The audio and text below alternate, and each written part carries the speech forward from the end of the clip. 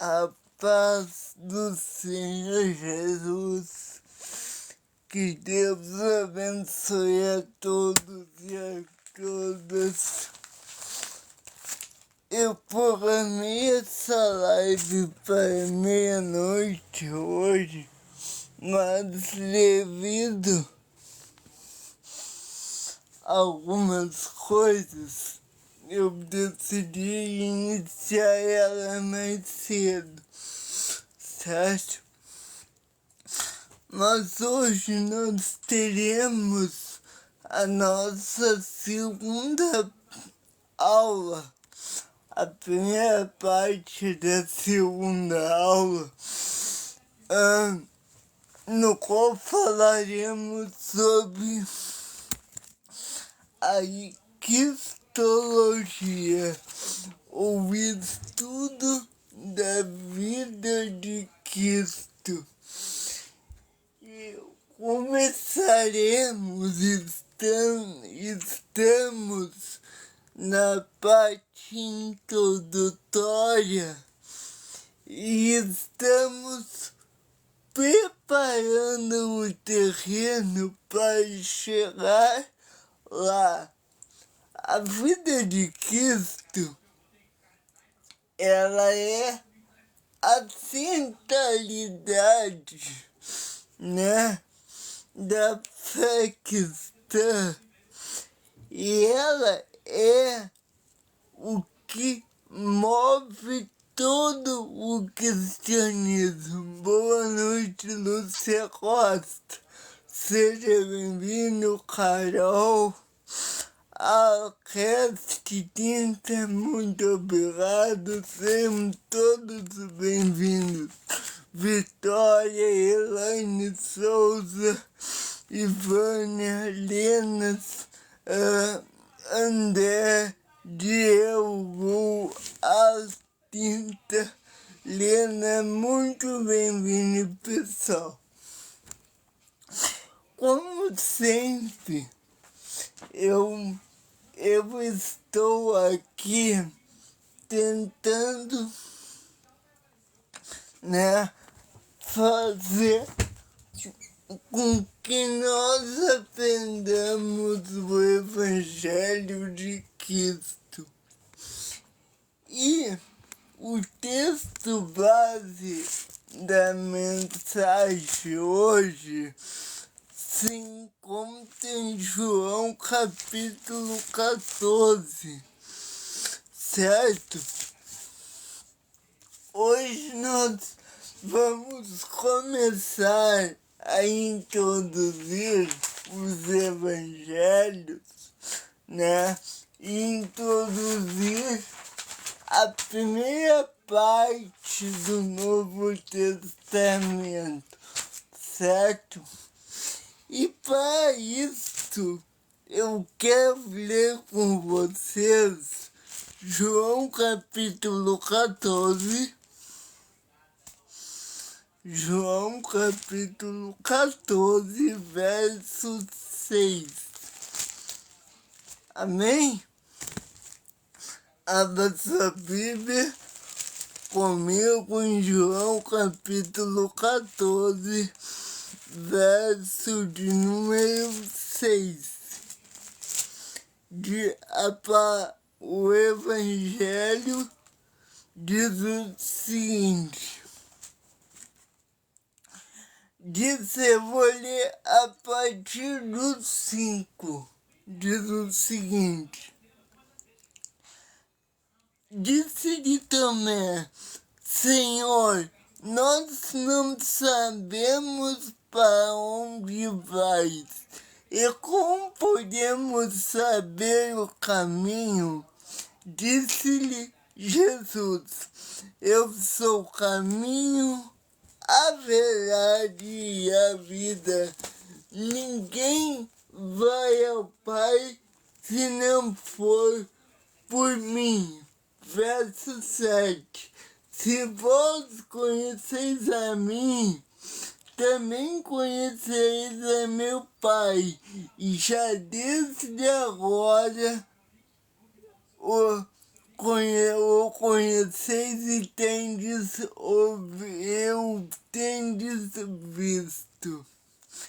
A palavra do Senhor, ela diz que para nos chegar a Cristo, nós precisamos o conhecer. Nós vamos hoje tentar fazer 2 aulas em uma. Nós vamos debater esse tema e debater as formas narrativas do Evangelho de Cristo.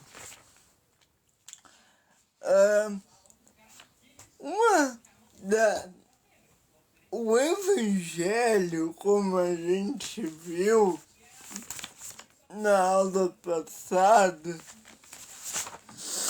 é o que conta, é o que narra a palavra de Cristo e conta a sua história, certo?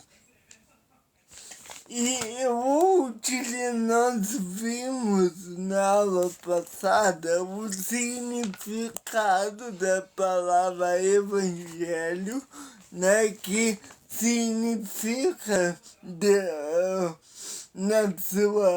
na sua definição, significa boas novas ou boa notícia. E é isto que o Senhor, Ele traz em nós. Ele traz a verdade do Evangelho. Eu já peço desculpa porque era para ser mais tarde essa live, mas eu achei melhor fazer novamente mais cedo. Então, nós precisamos entender uma coisa.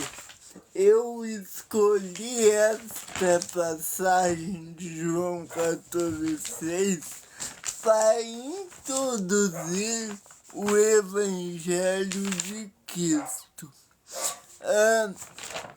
É importante que nós entendamos qual é o modo eficaz de aprender o Evangelho, e existem algumas coisas. A primeira coisa é que nós entendamos esta palavra Evangelho.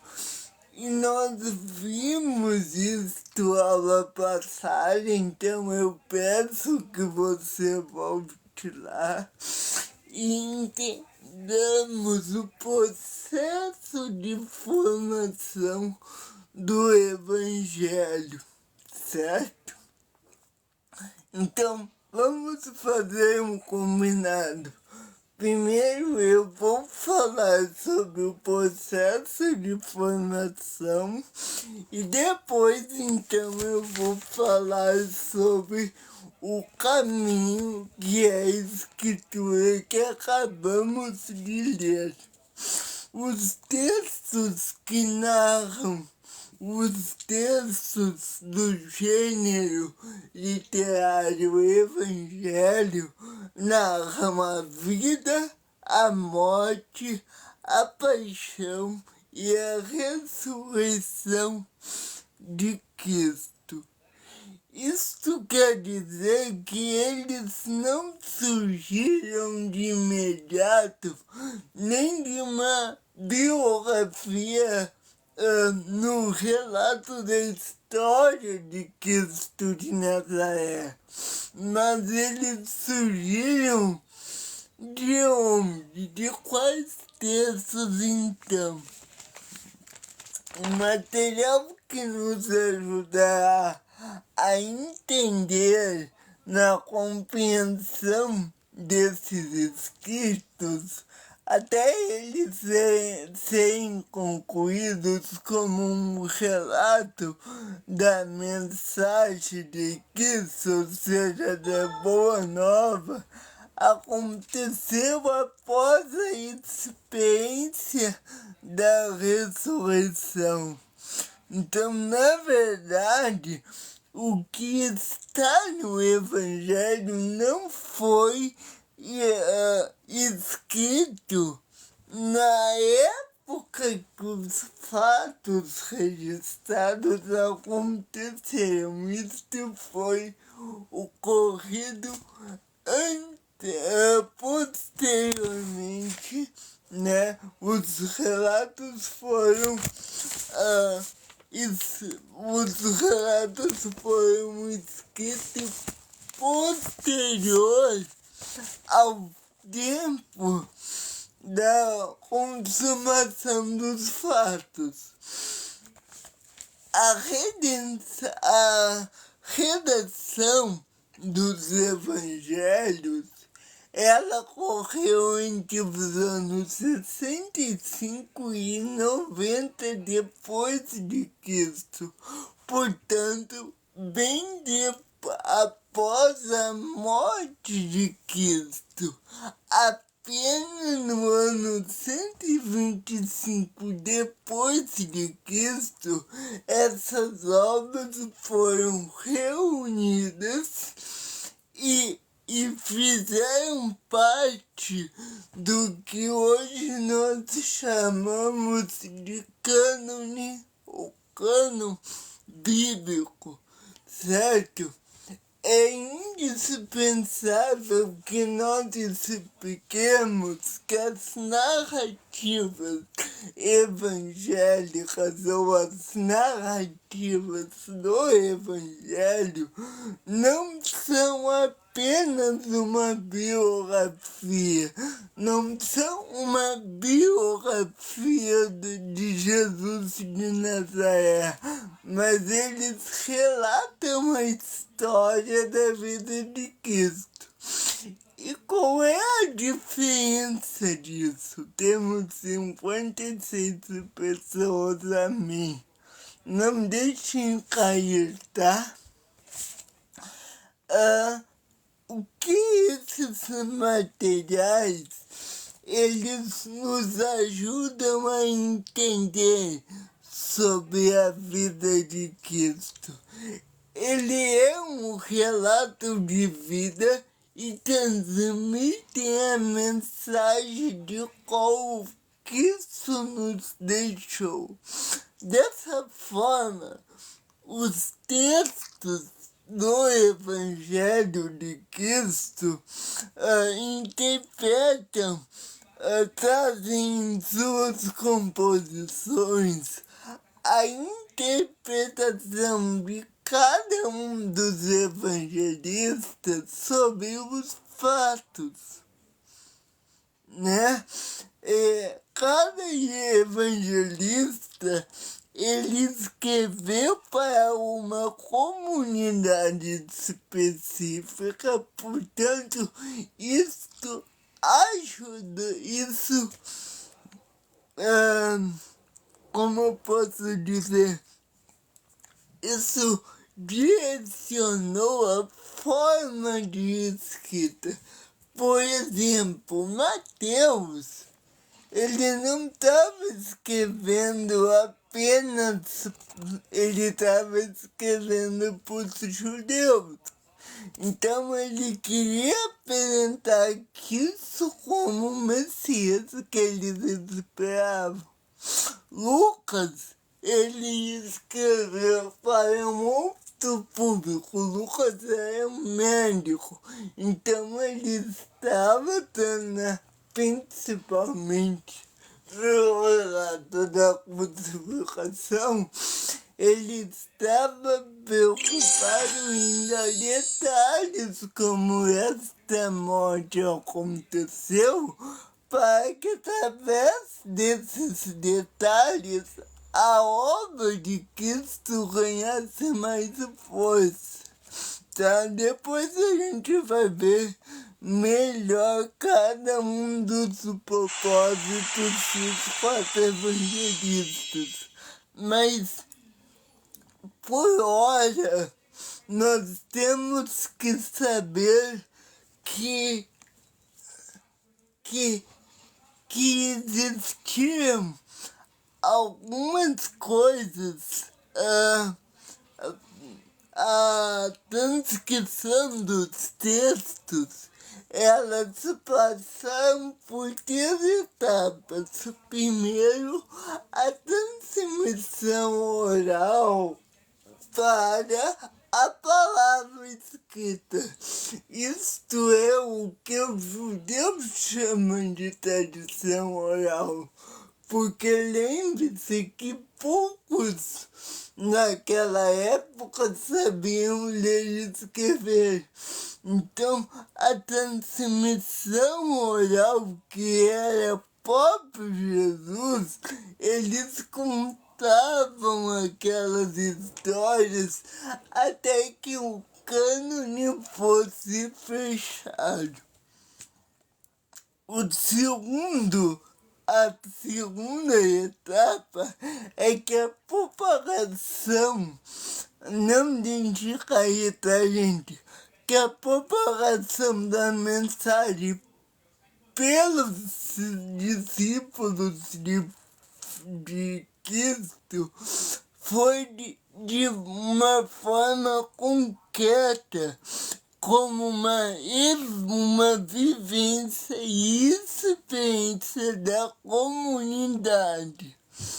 E depois, em terceiro lugar,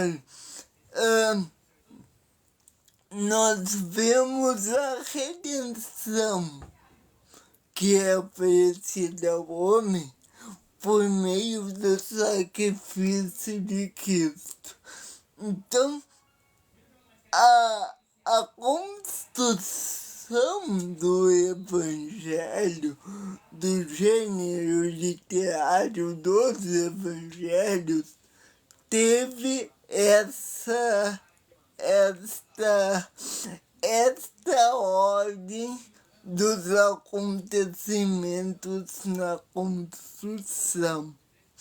O evangelho que Jesus ele anunciou na primeira parte do evangelho, Jesus ele operou a chegada do reino de Deus como uma ação libertadora,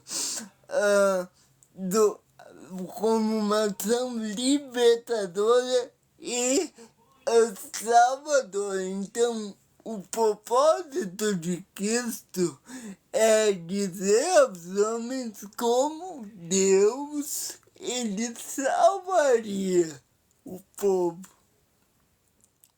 Esta é a mensagem de Cristo, quando ele diz que o reino dele não é deste mundo.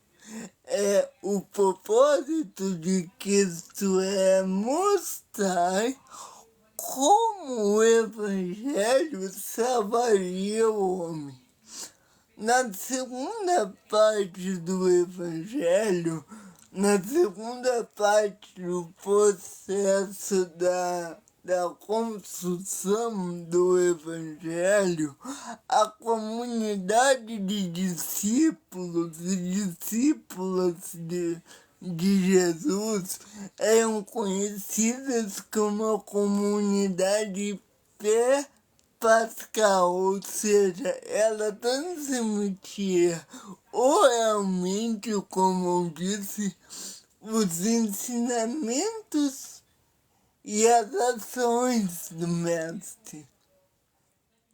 Então não é como hoje que nós lemos na Bíblia o que aconteceu. Não, aquilo é passado de pai para filho, né? Até que o escrito viesse disse, entende? Até porque, como disse, não havia, nem todas as pessoas sabiam ler e escrever. Portanto, essa forma que nós temos hoje do Evangelho escrito não era desta maneira que ele não é a maneira que nós temos hoje, não é a maneira que eles tinham naquela época. Esse grupo de evangelistas, eles levavam as palavras libertadoras de Cristo por ações missionárias, onde eles anunciavam oralmente a palavra de Deus. Então, eles estavam inseridos num contexto que é necessário que as suas palavras fossem guardadas nas mentes, para que anos mais tarde poderia ser escrito. Eu vou dar um chute que eu não tenho certeza do que eu estou dizendo, tá? Então, eu vou dar um chute aqui. Boa noite. Provavelmente, algum dos discípulos, eles sabiam escrever, algum deles. Provavelmente é um chute. Então, provavelmente alguma parte ali foi escrito, né? Por exemplo, a gente viu que entre o grupo dos apóstolos, Mateus, que era um publicano, ele tinha acesso à cultura romana e provavelmente ele sabia escrever, assim como Judas, né, que também era um zelote. Então, provavelmente esses homens, eu estou dando, veja bem, eu estou dando uma possibilidade. Então, mas mesmo que isso possa ser verdade, a maioria das palavras de Jesus eram transmitidas oralmente e não de forma escrita, né? Lucas, ele também realmente muito obrigado por lembrar, ele também poderia ter escrito, já que ele é um médico, né? Embora ele não tá no grupo dos 12, ele foi um evangelista muito importante, certo? Então, na terceira parte do Evangelho, no terceiro momento, a partir da ressurreição e da Páscoa do Senhor, conferiu-se fatos e aos ensinamentos de Cristo teve uma nova interpretação. Tudo se tornou um fundamento mais fundamental ao movimento que continuou ao anúncio do Evangelho de Cristo. Porém, havia uma compreensão uma nova compreensão a partir dos escritos de quem era Jesus de Nazaré.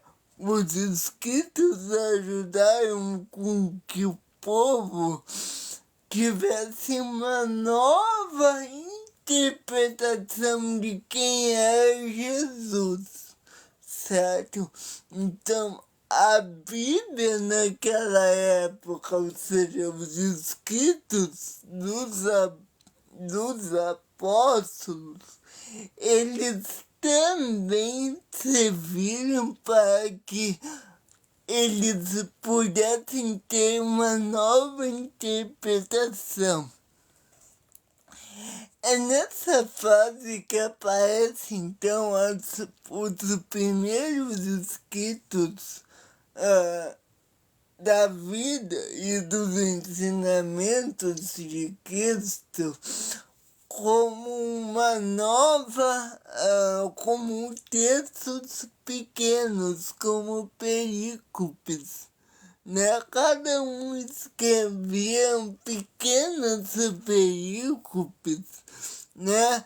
Referente a uma narração, né? Da história, o que tudo indica. Havia um pouco maior desses relatos referente, né, à paixão de Cristo como motivos, personagens envolvidos, circunstância, por que mataram Jesus. Então, em primeiro momento, provavelmente havia mais histórias escritas acerca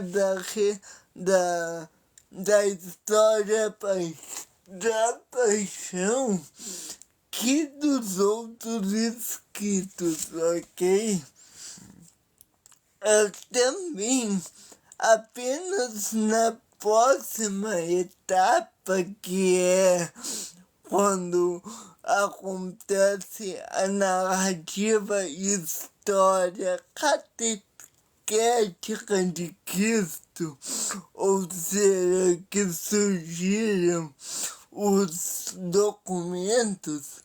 A partir desta forma é que surgiram os primeiros documentos contando a história de Cristo. Veja como isso demorou até que ocorresse a primeira impressão do Evangelho, ou a primeira propagação do Evangelho com forma escrita.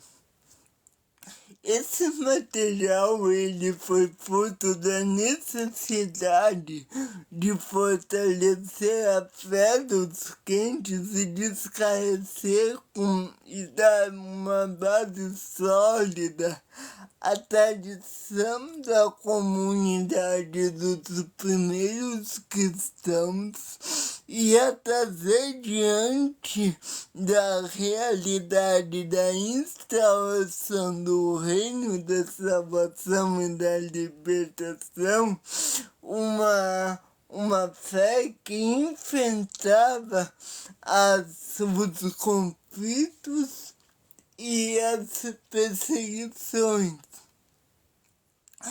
Ao anunciarem a palavra, porém, os escritos de Cristo, além dos ensinamentos, esses textos representam a profissão de fé dos cristãos em um homem chamado Jesus de Nazaré. Representa, então, a fé desses homens em Jesus como Senhor e Deus. Quando alguém confessa Jesus, que foi enviado ao seio da humanidade para experimentar a fragilidade da condição humana e nessa circunstância foi um projeto de reino que até o fim foi um projeto fiel e que levou a muitos proclamado pelo Evangelho. A comunidade deixou de ser imparcial diante dos eventos que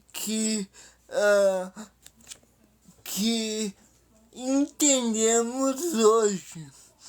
Cabe então a celebração do Evangelho, que ainda hoje esta representação para a Igreja de Cristo. Nós vemos também, por exemplo, que esta representatividade do Evangelho, ela serviu, esta impressão, do Evangelho, dos escritos dos apóstolos acerca de quem foi Jesus de Nazaré, serviu para que os primeiros cristãos pudessem ter uma visão acerca de quem era Cristo a partir do que ele havia passado a primeira escola apostólica. Então, os primeiros cristãos, eles não, agora com o Evangelho, eles não entendiam Jesus Cristo apenas a partir da sua mentalidade, da sua visão, mas agora eles podiam compreender a partir daquilo que os apóstolos, que eram testemunhas especiais de Cristo, passavam a eles, certo? Então, esta foi a importância. Eu quero agora falar sobre as características do trabalho da redação de textos. Eu ainda queria passar para vocês hoje, até o final desse capítulo, mas não vai dar tempo. Mas de qualquer forma, eu vou passar para vocês até agora qual foi os primeiros escritos e como isso foi definido.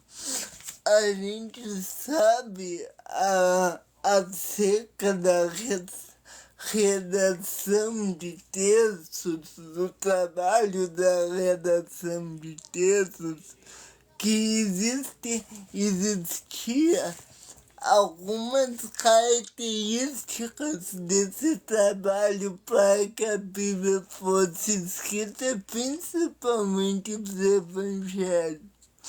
O trabalho da redação apresenta certas características. Os autores não redigiram seus textos ao acaso, mas houve uma tarefa de seleção da tradição recebida que fosse oral. Ela que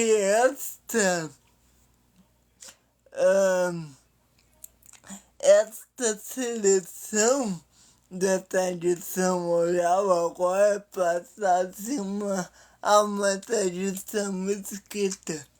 Então, nós vemos Paulo dizer que eles já sabiam que aquilo era a palavra de Deus e que os apóstolos já tinham ciência que a Bíblia, como nós temos hoje, seria escrita a partir dos escritos que eles deixaram. Então tem gente que diz que os apóstolos não sabiam que aquilo seria a palavra de Deus. Não, eles sabiam. E eles tinham aqueles escritos como tal. Né? Isto sempre foi uma palavra ao povo de Deus, assim como Moisés, quando escreveu o Pentateuco, ele já sabia que aquilo seria levado como palavra de Deus. Em outras palavras, os redatores do Novo Testamento, principalmente dos Evangelhos, eles não escreveram com certeza tudo aquilo que Cristo ensinou, né? Tem uma parte no Evangelho que diz que se fosse escrito tudo aquilo que Cristo disse, não teria papéis, não teria livros suficientes para serem escritos. Mas tudo aquilo que Jesus ensinou, né? As coisas mais importantes foram escritas. Todavia, embora tudo que é dado que eles interessavam, que Jesus ensinou, e que só selecionaram dados que lhes interessava, tudo aquilo, todas as fontes já existentes, e isso está em João 20 e 21, Lucas 1, né? Com a finalidade de alcançar seus objetivos, eles já usavam fontes já existentes como o Antigo Testamento. Eles usavam o que era o Evangelho, né? Que nas palavras de Paulo é o poder de Deus para a salvação de todo aquele que quer, Romanos 1. Os apóstolos, eles usavam do Antigo Testamento para também, né, quem redigiu usou do Antigo Testamento para também trazer o relato evangelístico do que hoje nós conhecemos como os 4 evangelhos. Então, o que nós precisamos entender é que a criatividade na colaboração de textos e na organização são características particulares de cada um dos evangelistas de Mateus, Marcos, Lucas e João, né? E que fizeram assim como um trabalho de síntese. Tudo aquilo que Cristo ensinou, eles sintetizaram e colocaram no Evangelho, né? Por exemplo disso é a composição de Mateus pelo Sermão do Monte. provavelmente que isso disse mais que aquelas palavras. Entretanto, Paulo, Mateus sintetizou o que isso disse e hoje nós conhecemos aquilo como o Sermão do Monte. A narrativa dos evangélicos ou evangélica também precisa passar por uma adaptação de acordo com as tradições de diversas igrejas. Cada uma delas tem uma realidade concreta e particular. Ela necessita de que os textos apresentem a correspondência das suas realidades. Assim é certo dizermos, porém,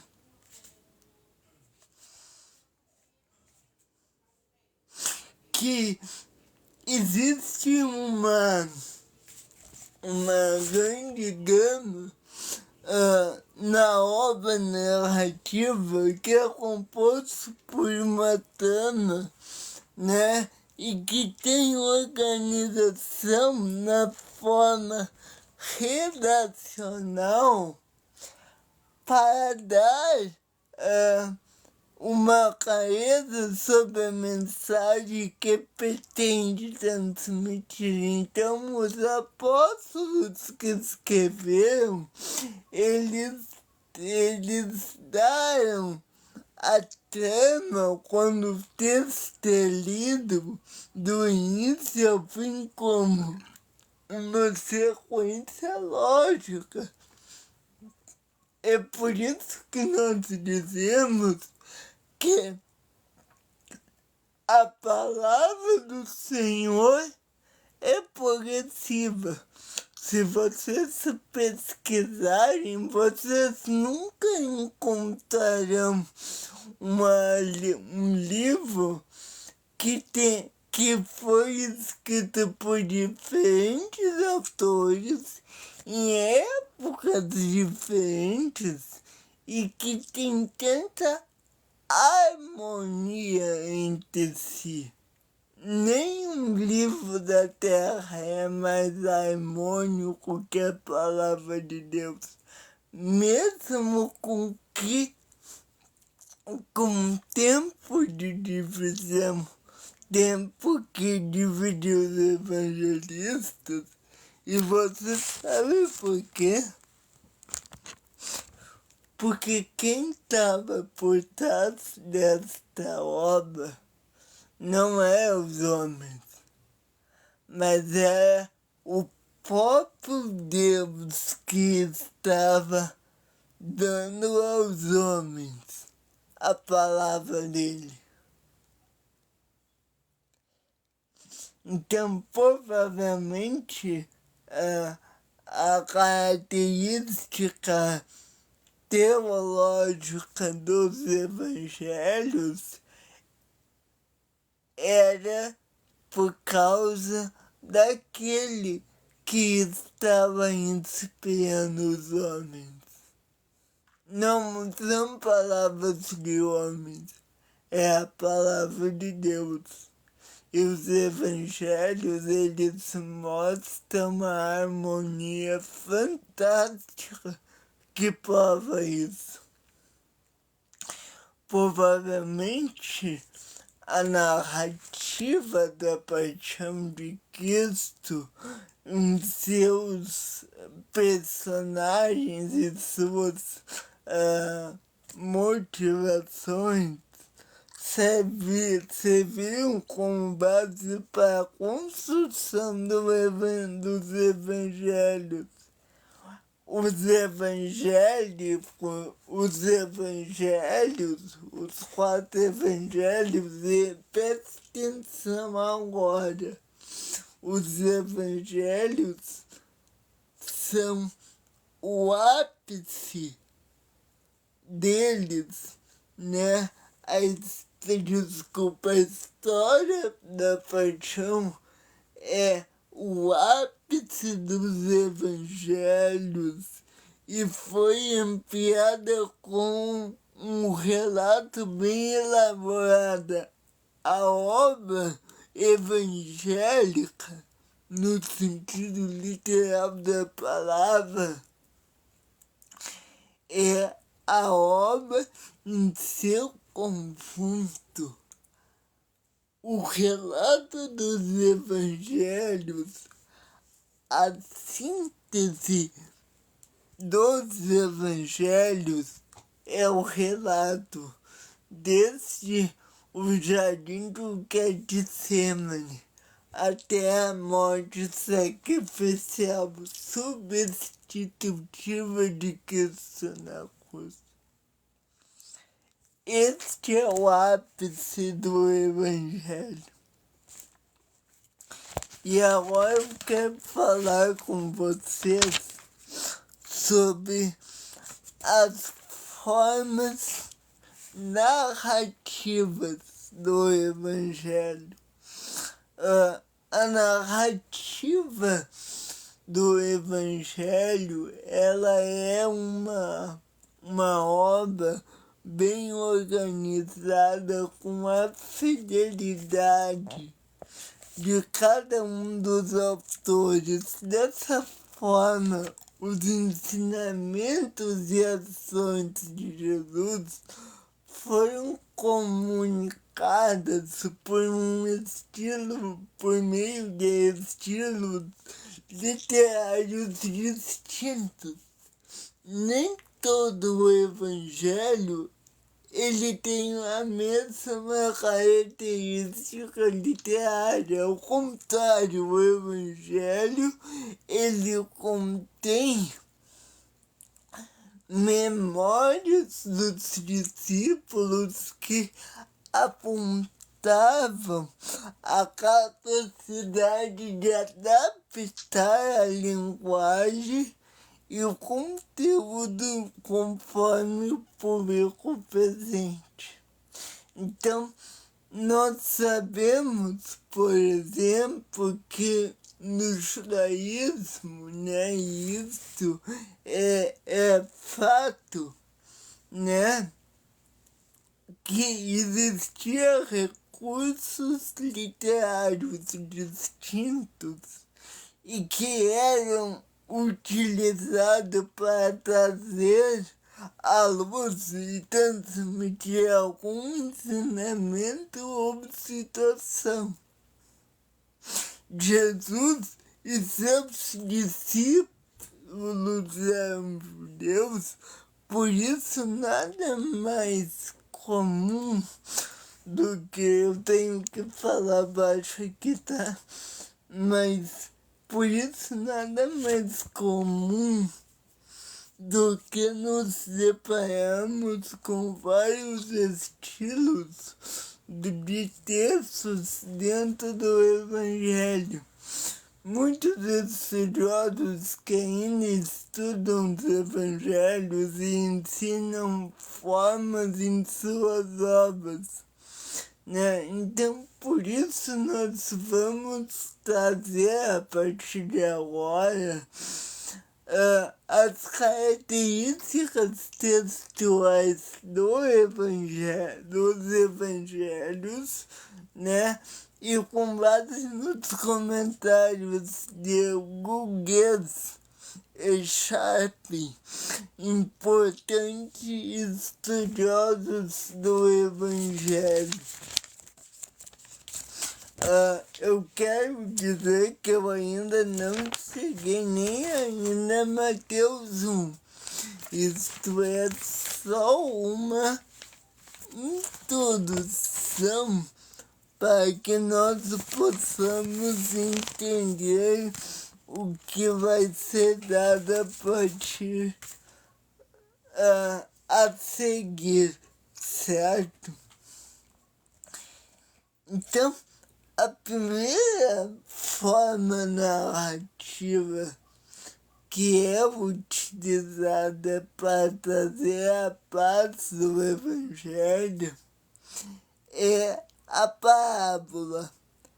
A parábola ela é uma forma de texto narrativa cuja finalidade tem um conhecimento por meio de uma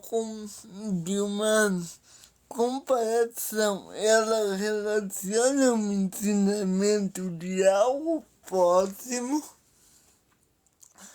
com aquilo que é conhecido. Então, Jesus ele utilizou-se do que era conhecido pelo público ouvinte para trazer uma mensagem da parte de Deus. Então, por exemplo, quando Jesus está ensinando sobre o fermento dos fariseus, ele utiliza-se da figura de uma mulher, não sei se é isso, mas tem uma cena que Jesus utiliza-se da figura de uma mulher fazendo um pão para ensinar um princípio da palavra de Deus. E dessa forma, a parábola pode ter uma fórmula pronta, como é assim fácil de identificar. Por exemplo, Jesus, em Mateus 13, ele diz o seguinte: o reino dos céus é semelhante a um tesouro escondido num campo. Um homem o que acha e torna a esconder, e na sua alegria vai vender tudo o que possui e compra aquele campo, desculpa. A conclusão dessa parábola, né, é que na verdade, Jesus, quando estava ensinando por parábolas, geralmente ele usava uma palavra como semelhante, ou palavras que denotavam que aquela coisa não é exatamente idêntica, mas é semelhante, né? A conclusão dessa parábola deve chamar a atenção ao leitor. O desenvolvimento, por sua vez, tem como função tornar a história mais plausível, como na parábola dos trabalhadores enviados à vinha de Mateus 20, né, que apresenta operários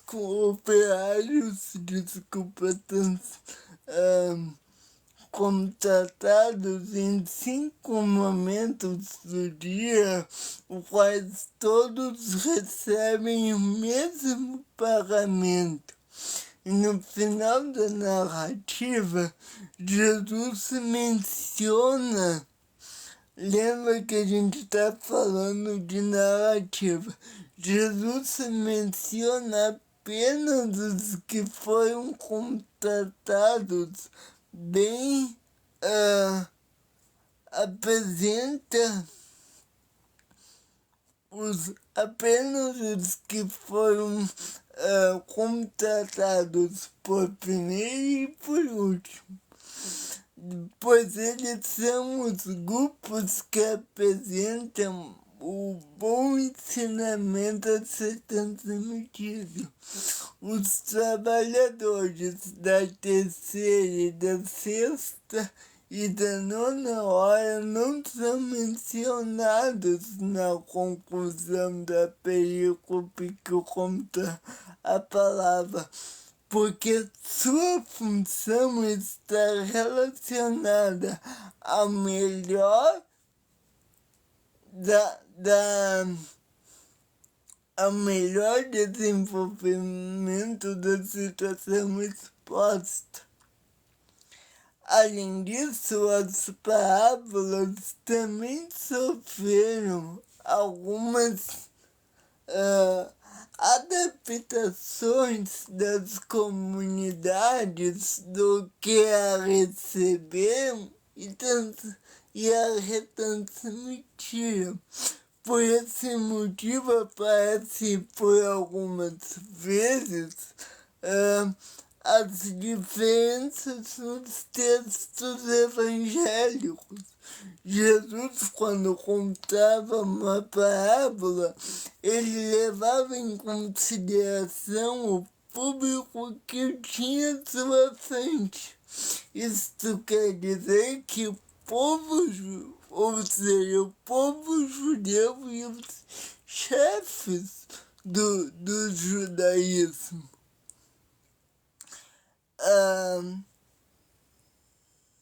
Jesus se dirigia aos cristãos, aqueles que haviam convertidos e viviam em ambiente e contexto numa realidade um pouco diferente daquela do público. E ele daquela que o público que se dirigia a Jesus, como por exemplo, do primeiro caso, mencionamos na parábola dos trabalhadores, dos vinheiros homicidas, no qual Jesus certamente falava do reino e do seu acolhimento. Olha as palavras de Cristo. Ele diz: se não acolhem o filho que traz o reino, esse será dado aos outros. Nesse mesmo texto aparece um trecho do Salmo 118 e é possível percebemos de se tratar de uma atualização ou um crescimento da comunidade que havia compreendido o destino de Cristo, tornando o texto em um anúncio da morte e da ressurreição de Cristo. Então a parábola, ela tinha esse propósito, pegar coisas do dia a dia para relacionar com uma verdade espiritual. Gente, eu tinha bem mais coisa preparada para hoje, mas eu vou continuar amanhã, ok? Né? Amanhã eu quero terminar essas formas narrativas dos textos e eu quero começar na nossa primeira aula do que Jesus chamou de Eu sou o caminho, João 14, 6 ao 8. 6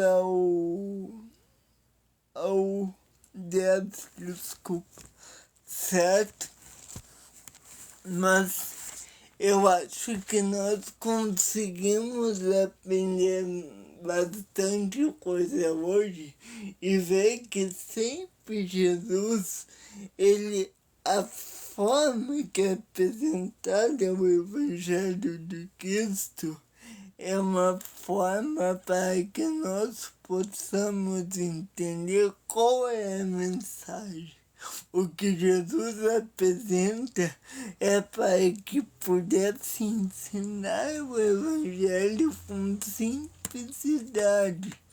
E as formas narrativas e literárias que Jesus apresenta isto é para que nós possamos aprender de qual lição espiritual ele estava ensinando quando ele contava histórias e como Jesus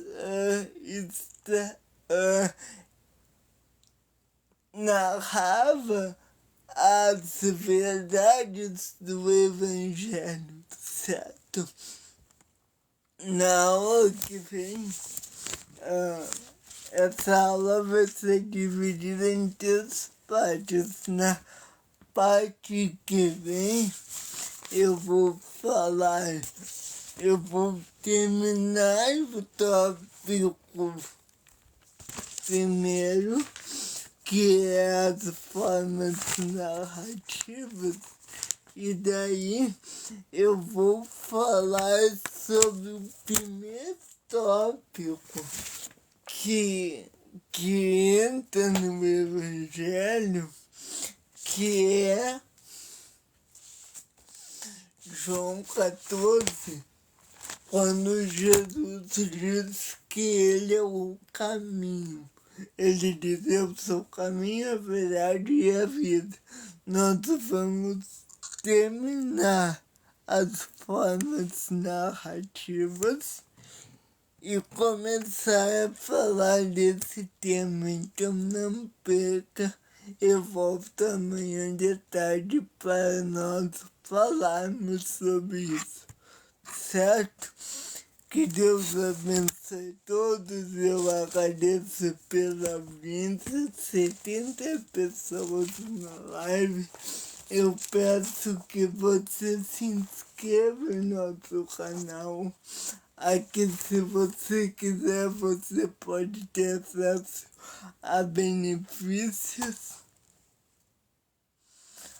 E amanhã voltamos entre 1h30 e 2 da tarde para dar para concluir esta aula. E na aula que vem eu vou continuar a nossa live, a nossa série, nosso módulo, desculpa, de escatologia, certo? Eu peço, se eu posso fazer um pedido, que você vá lá no nosso canal do YouTube e se inscreva aí. Todas as aulas que eu faço aqui tá lá no YouTube. Então, vá lá e se inscreva. E muito obrigado, porque atingimos ontem a marca de 1.000 inscritos aqui do canal, certo? Aqui no TikTok, certo? Eu queria terminar hoje, pelo menos as formas literárias, mas eu não vou conseguir, me desculpe. Mas hoje eu acho que falamos bastante do processo de formação do Evangelho. E como eu disse, nós voltamos aula que vem. Desculpe, eu não consegui concluir esta parte, tá? Mas voltamos aula que vem, tá bem? Vamos terminar com uma oração. E eu peço que Deus, como canal de bênção, para levar a tua palavra em nome de Cristo. Abençoe todos que estão aqui nesse momento, Pai. E a todos que ainda verão esta aula posteriormente. Em nome de Cristo, pedimos que abençoe aqueles que sofrem, que choram, e que o teu amor esteja com eles. Que Deus abençoe. Em nome de Cristo. Amém. Gente, se eu posso pedir, se inscrevam lá no YouTube, por favor. Que Deus abençoe todos. E nós continuaremos aula que vem, certo?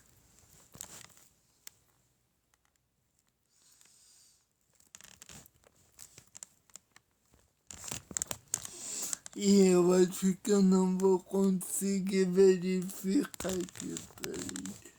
Deixa eu tentar aqui.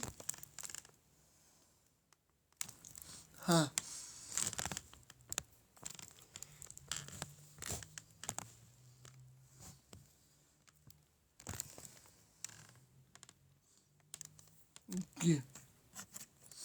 Que Deus abençoe a todos. E nós voltamos amanhã, tá bem? Desculpe, já estamos em 1 hora de live. Voltamos amanhã. Que Deus abençoe, queria essa audiência linda. Queria continuar com você, mas não será possível. Na aula que vem, lembre-se, continuaremos a falar das formas narrativas e entraremos na primeira palavra de Jesus, onde ele diz que eu sou o caminho, certo? Que Deus abençoe. Lembre-se que ainda estamos também no módulo de escatologia. Então volte lá e ver as outras aulas, certo? Eu tenho que ir agora, me desculpe.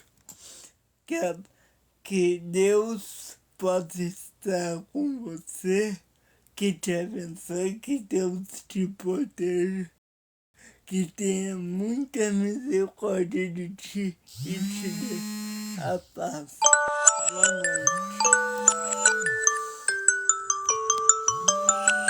Eu fico com pena de deixar vocês, mas eu tenho que ir, tá? Que Deus abençoe todos.